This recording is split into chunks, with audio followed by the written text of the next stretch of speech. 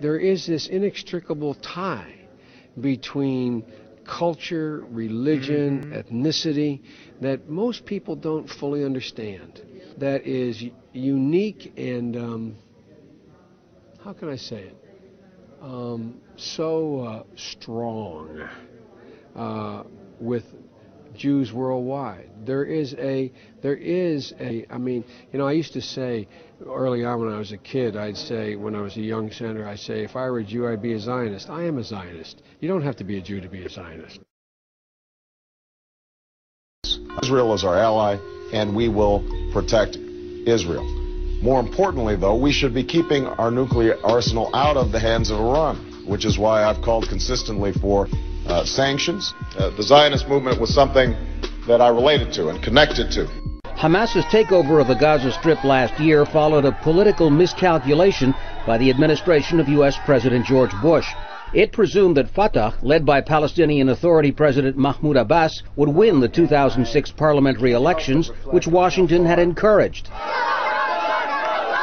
But with Hamas emerging the victor, the Bush administration joined Israel in refusing to recognize the vote and attempting to isolate the group as it assumed full control of Gaza.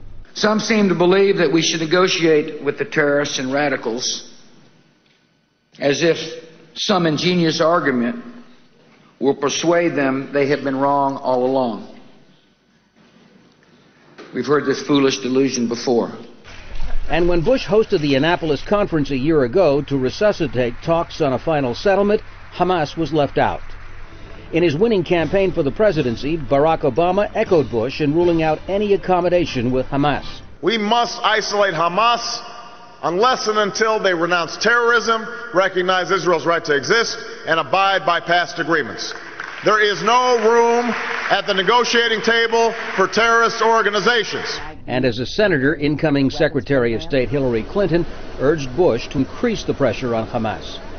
Although the U.S. has been the single largest donor of humanitarian aid to Gaza, Washington has not joined the critics who accuse Israel of inflicting collective punishment on its besieged population. Meanwhile, the U.S. military aid commitment to Israel continues unabated.